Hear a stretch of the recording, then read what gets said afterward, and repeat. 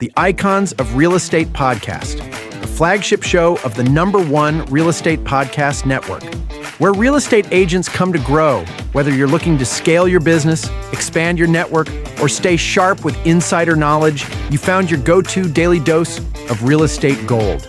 Our hosts sit down with the industry's top producers and rising stars, sharing raw stories, winning strategies, and the real lessons that create icons. With over 500 episodes and 70-plus shows in our network, we're not just another podcast. We're your competitive edge in real estate. Tune in, level up. Become an icon of real estate. Hello, guys, and welcome to another episode of the Icons of Real Estate podcast.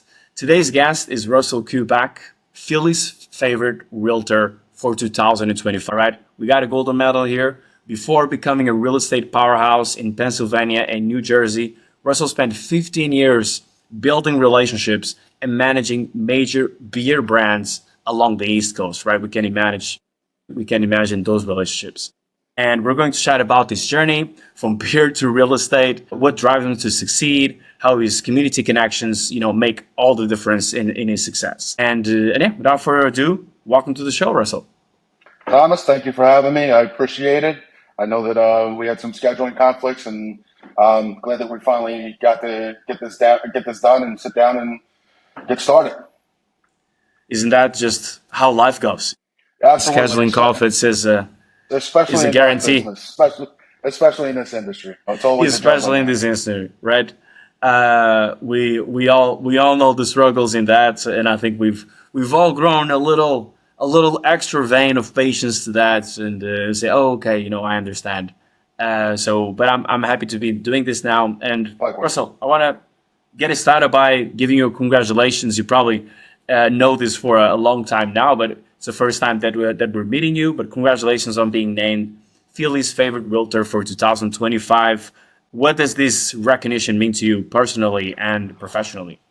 I appreciate it. So we have our biggest newspaper in the Philadelphia area is the Philadelphia Inquirer, and they recognize all business endeavors or industries and put it out to the public to vote on. And there's tiers: gold, silver, bronze. And I was fortunate enough to have a lot of clients and people in the community and in the overall region take the time to actually vote for me. So they let me know a few months back I had to sign an NDA, and it was probably one of the toughest secrets that I've ever had to keep to myself. But basically, it just recognizes my performance, my involvement, and essentially my relationships with past clients, the community, and basically the overall public. Nice. And he's obviously not that you're gonna tattoo that on your face or anything like that, but it's a nice kind of show that you can give to your next customers, even just as a sign of authority, right? Yeah, it's been a really nice conversation starter. Granted, I've only been able to announce this for the past month and a half, but it's definitely been a nice conversation starter. And as far as marketing materials, makes it look a little bit better. Yeah. Yeah, I didn't want to say tattoo in your face. If you tattoo it anywhere in your body, I'm not going to judge. Okay, Russell? Yeah, I'm got a couple. Okay, you're all reserved there. So I was just imagining, oh yeah, I'm Philly's top realtor 2035. Yeah, if I was 16, I would probably still get that tattooed on me like an idiot. But definitely not going on my body. Awesome. Just wanted to make sure. All right, and you spent 15 years in the beer industry before shifting gears to real estate. Can you share how that experience shaped your approach into working in real estate? We all know that real estate is no one's first career besides the children of real estate agents. So we all know that there are multiple industries that then come across, some skill sets, some experience that then are valuable in actually being successful in real estate. What are some of those that you experienced?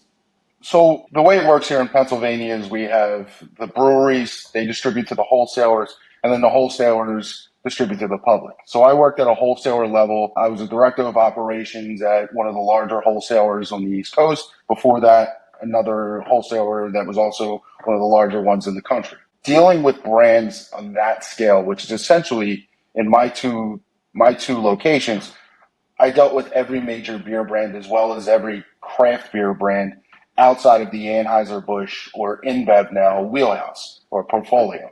So I had to make sure that every client or anybody that served those brands was satisfied, that they got their orders, that any of the employees on a daily basis, the union end, it was at any given time 800 to 1,000 retailers a day.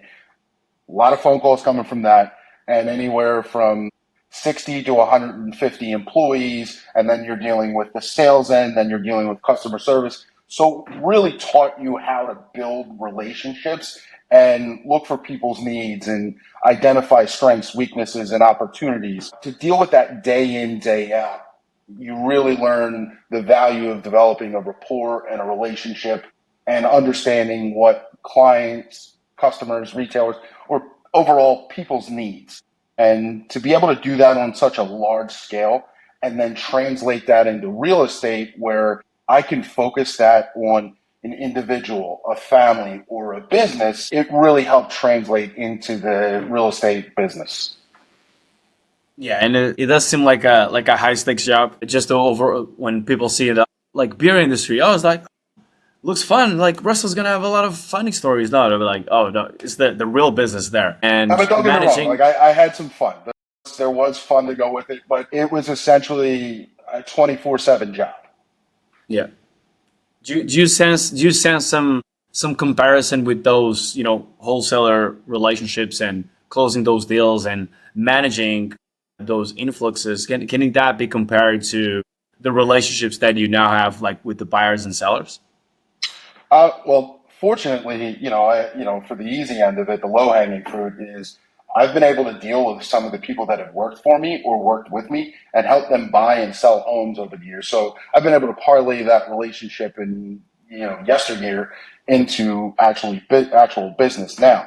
But to be able to take some of those strengths and or some of those skill sets learned, yeah, absolutely. I mean, I to be able to talk to people or handle situations that were high pressure and time sensitive, to do that there on such a grand scale, which, we're talking tens, 20, or tens of thousands, if not hundreds of thousands of dollars weekly, daily, monthly, whatever the case may be, you're handling things with a sense of urgency.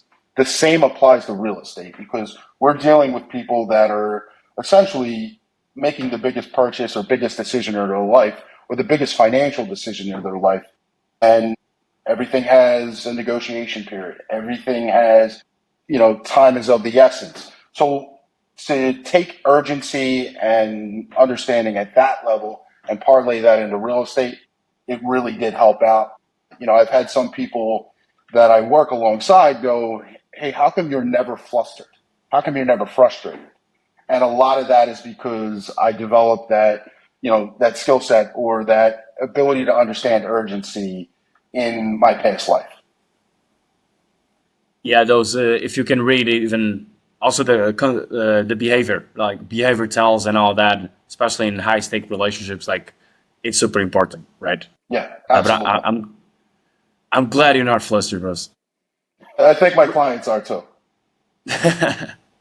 Realtors do need to, humanize themselves constantly. It is sometimes where they can be perceived as maniacs, always going around, calling people, following up with people. And one way of doing that is through the community, establishing yourself as a community member. What are some strategies that you have implemented to cement your place in the community? So there is one of my regular business partners. Her name is Sheena Dudek. She works at the same brokerage with me, and she's a veteran and she has a lot of involvement with the community. Her and I, when we started working together, I always was in a position to try and help people, whether it be through employment in my position, hiring people in my past life, or sponsoring kids, teams or youth organizations. We kind of aligned, and from that, if there is an opportunity to sponsor or do a neighborhood cleanup or provide some type of value, or even around the holidays, we've partnered together and essentially just raised a little bit of money to help families in need, whether it be Christmas presents, whether it be Christmas trees where they can't afford, or if somebody's down on their luck, a house fire, things like that. We've come together and essentially reached out to the community over time and developed a relationship. So we've gotten good responses for any of those type of endeavors where we're trying to be charitable or provide value or help people out. I tell a lot of my clients, when we're talking initially, if you work with me, great. If you don't, no problem. But I'm going to be, I'm going to provide value. I'm going to tell you the truth. I'm going to be direct. And I'm going to essentially bring everything that you want to the table. And that translates when it comes to the community as well. I really enjoy helping people. The idea of doing things for money is, look, money is obviously important, but if that's what you lead with in any facet of your life, it's going to be obvious and your reputation is going to suffer. And I like to think that the idea of giving back and not doing things solely for money, I think people read that about me and gives people a sense that I'm genuine. Nice. It's like giving without expecting nothing back. Eventually, Yeah. universe pays his dues, right? Yeah, I mean, there's a term they call real estate karma, and you do the right thing, whether you get paid on it or not, and eventually somebody's going to talk about it, and somebody's going to come back and say, "Hey, I heard you did this," and that's a conversation and potential client. Yeah, not everyone has the patience to wait for then the givings, and then they're just frustrated. Yeah, absolutely. But it seems that you have, and once you get into a role with the giving and receiving, that's when you give more, right? So Absolutely, that's a but good place to be in. sometimes you can always make the joke like, it's sponsorship season because everybody, you develop that reputation to try and help out, especially the youth organizations or community events, and you just get email after email or text message requesting, "Hey, can you help out with this? Can you help out with this?" And while it can be costly, it's good to know that you have that reputation and people can count on you. Yeah, you're there. So it's more. It seems like you're kind of taking the position of Don of the community as well. Like people just they book appointments. You go, oh yeah, I need help. I gotta talk to Russell. Yeah, I'm the Marlon Brando of Philadelphia. Yeah, that's gonna work. You were mentioning this, charities, community events, and all. Can you tell us just one example, just so we can like materialize? Agents might be listening to this and they're wondering like, okay, community events, like what? Youth organizations, like Yeah. what? Can you just give a few examples on what you've been Yeah, working on? absolutely. So from a personal level, there's always neighborhood cleanups. There's always somebody's in need and you make a monetary donation or you help out in some other way. So I recently joined Opus Elite Real Estate here in the Pennsylvania, South Jersey region because of their core values. So there is something called the Opus Elite Outreach Program. And there is event after event after event, and it does truly remarkable things. So they raise money from golf outings. This week we have a community magic show where our leadership team will essentially donate raffle baskets, and there will be a substantial amount of money raised. And when somebody's in need, a client, for example, if somebody has a house fire, this fund will help, pay for some of their bills or help them to rebuild things of that nature. It goes a lot more. It goes further than, hey, your kid plays, youth baseball or basketball or something, and their team needs a sponsorship, so they can sell T-shirts and you get your name on the back of it. That's all great and it's fun and it's enjoyable. But when you could do something or be aligned with an organization that if you are down on your luck, they will step in and help you out. They will not publicize it. They will not talk about what they did for you. They just want to help. It goes a long way, and that alignment, it's really what kind of made me gravitate towards Opus Elite Real Estate. That core value. I am not a fan of doing things for recognition, and honestly, it annoys me when people will do things, for example, like donating their time in a food bank or delivering clothes, things like that, and then putting it on social media. That's not the point. We're not doing this for likes. We're doing this because we're trying to be good people. We're trying to provide value. We're trying to help people that maybe not as fortunate.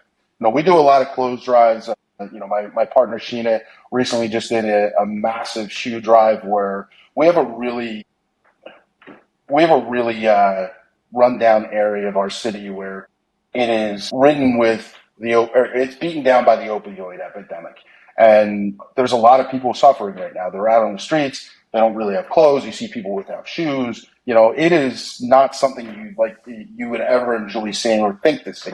And a lot of these outreach programs that I've been involved with, that my partner Sheena has been involved with, is clothes drives, food drives, giving back to the people that, again, are either less fortunate or in a really bad position in life.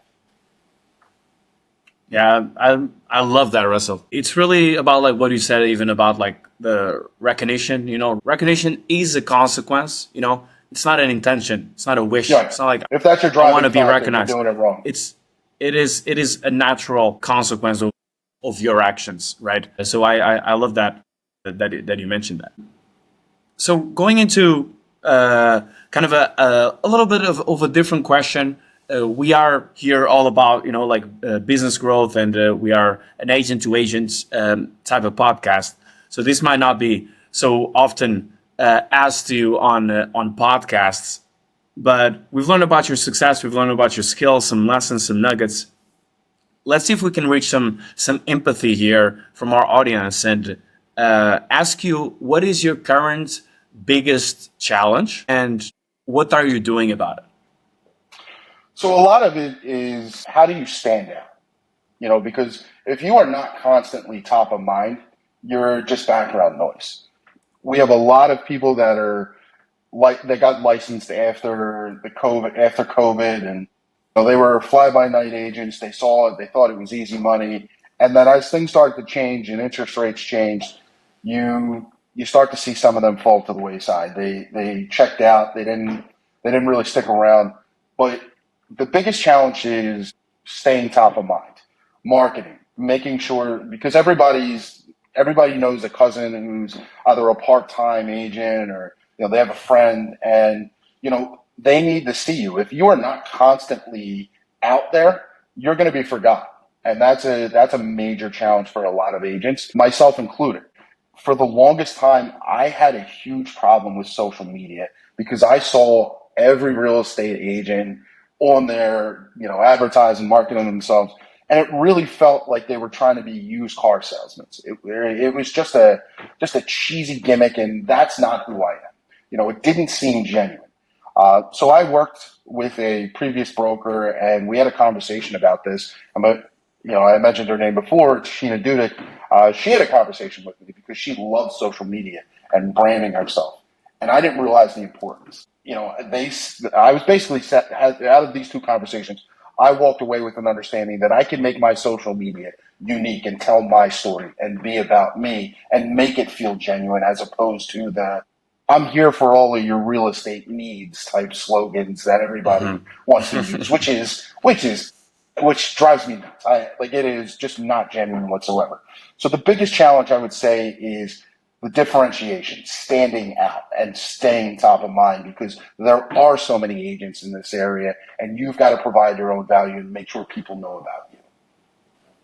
Yeah, agents expect to do the same as the same 500 other agents, and they expect to have better results, right? Absolutely. And when you mentioned social media, actually, like when I was just getting ready for the interview, I was going over your Instagram, and it does look a little bit funkier.